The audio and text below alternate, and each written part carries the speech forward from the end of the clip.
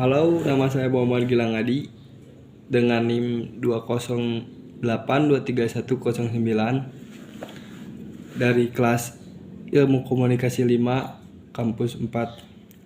Saya di sini akan berpidato yang berjudul Pemimpin Menurut Pandangan Islam. Ya, bismillahirrahmanirrahim.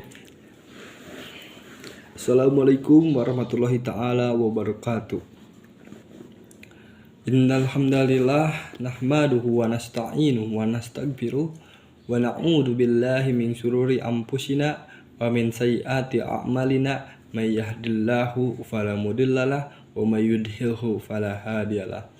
Asyhadu an la ilaha illallah wa asyhadu anna Muhammadar Rasulullah la nabiyya ba'da amma ba'du.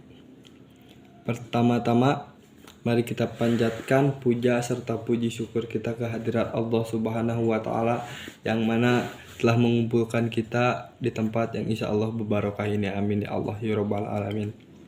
Salawat bermahto katakan salam mari kita curah limpahkan kepada Habibana wa Nabiyana wa Rasulana Mustafa Muhammadin sallallahu alaihi wasallam.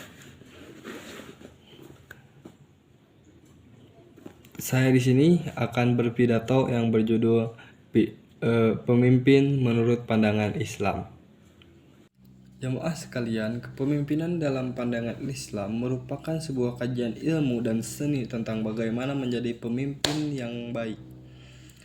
Kepemimpinan adalah kemampuan seseorang bagaimana cara mempengaruhi seseorang atau kelompok lain untuk mencapai tujuannya. Proses mempengaruhi tersebut dilakukan dengan cara mengolah kalimat dan kata-kata, lalu memberikan contoh teladan terhadap yang dipimpin melalui nasihat-nasihat dan kebijakannya. Rasulullah SAW bersabda, "Kullukum ra'in wa kullukum mas'ulin an ra'iyatihi." Setiap dari kalian adalah pemimpin dan setiap pemimpin akan dimintai pertanggungjawabannya. Hadis riwayat Imam Bukhari dari Ibnu Umar radhiyallahu anhu. Dalam memaknai sabda Rasulullah SAW tersebut, jelas bahwa setiap persona kita adalah pemimpin dan pasti setiap kita akan dimintai pertanggungjawabannya. Begitu juga dalam struktur kemasyarakatan.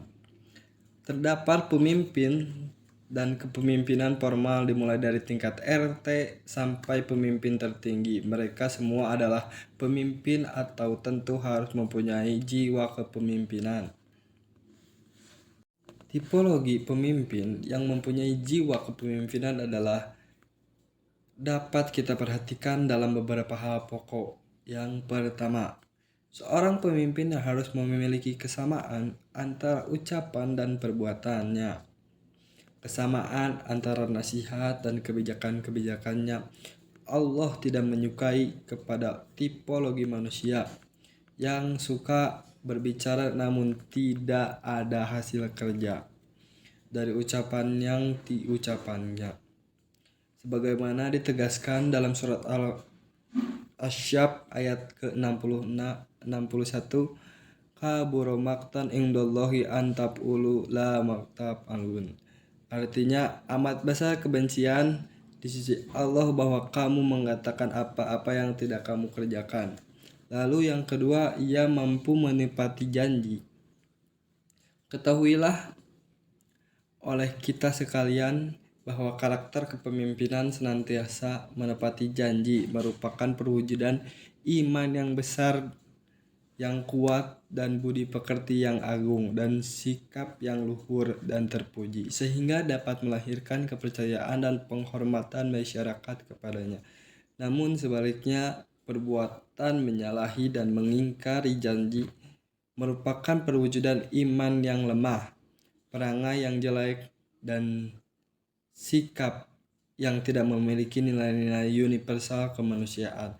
Dengan sifat yang bertolak belakang ini akan melahirkan saling curiga mencurigai, melahirkan dendam terhadap sesama anggota masyarakat.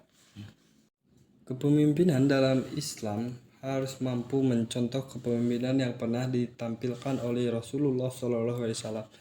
Beliau bersabda, beliau menerapkan manajemen kepemimpinan yang paripurna. Beliau menerapkan dan mengedepankan teori kepemimpinan dengan berdasarkan kepada nilai-nilai syidik, tablik, amanah, dan fatonah. Allah berfirman dalam surat An-Anfal ayat ke-8, Ya ayyuhalladi amanu la takhunullahu wa rasuluhu wa takhunu amanah wa ashadu ta'malun. Yang artinya, hai orang-orang beriman, janganlah kamu mengkhianati Allah dan Rasul, dan juga janganlah kamu mengkhianati amanat-amanat yang dipercayakan kepadamu sehingga kamu mengetahui.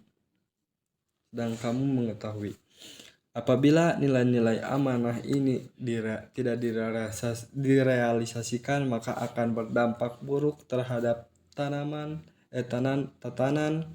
kehidupan bermasyarakat dan bernegara, sehingga Rasulullah SAW menerapkan dalam petikan khutbah pada setiap khutbahnya dengan kalimat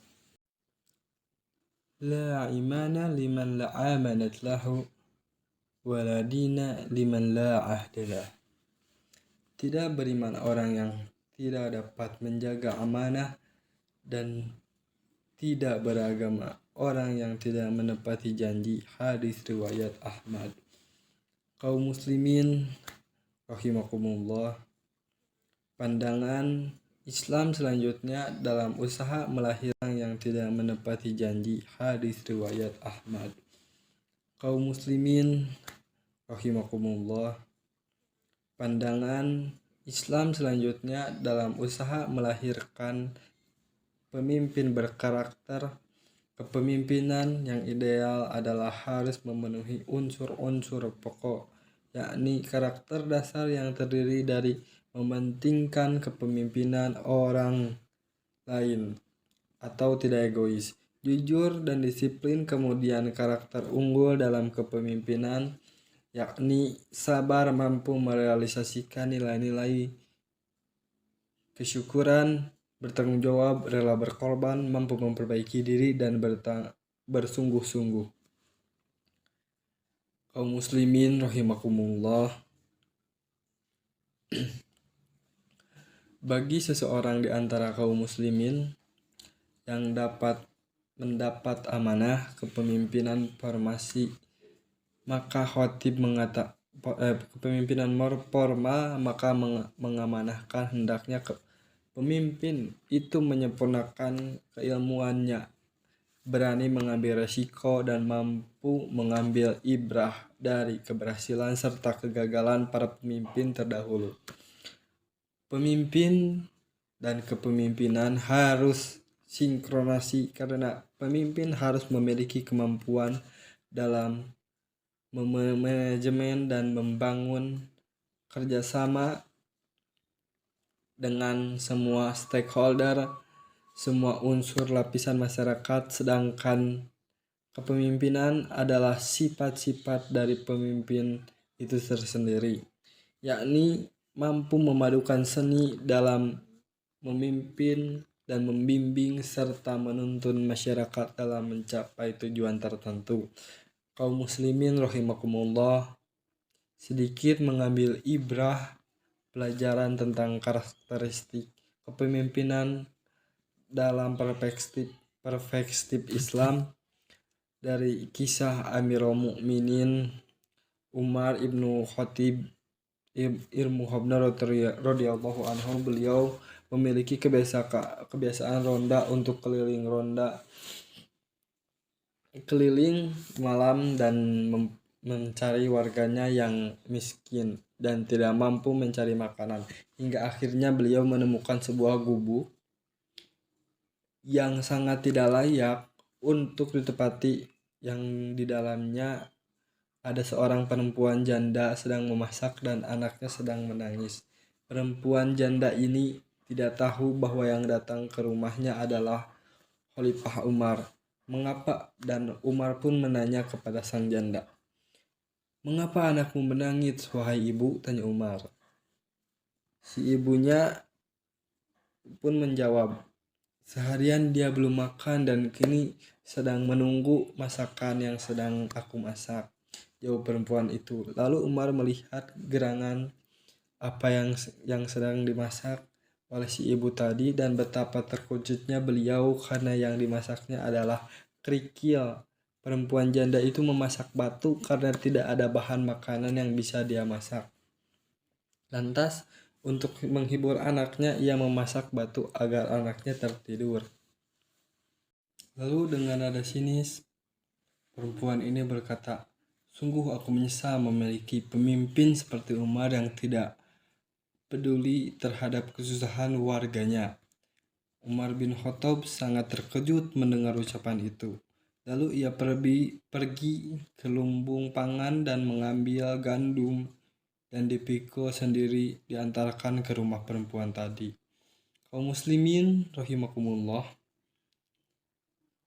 ada satu kalimat yang perlu kita angkat di penghujung khutbah ini, yakni mengapa Umar bersusah payah mengangkat gandum sendiri dan bahkan ikut membantu memasak bersama si perempuan janda itu.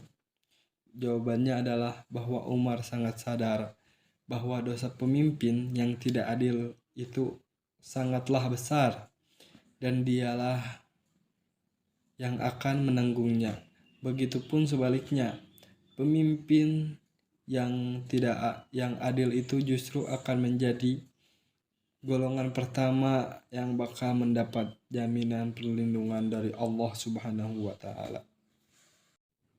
Ada 7 golongan yang akan mendapatkan naungan dari Allah Subhanahu wa taala saat tidak ada naungan kecuali dari Allah Subhanahu wa taala.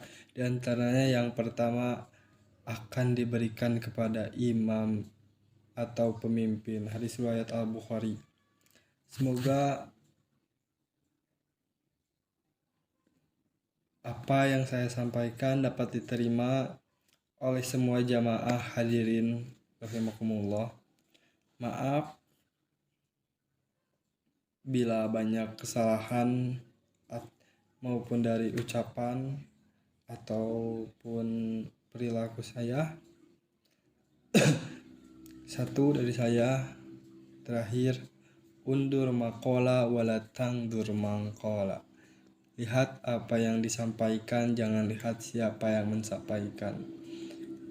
Wabillahi taufiq wal hidayah, wassalamualaikum warahmatullahi taala wabarakatuh.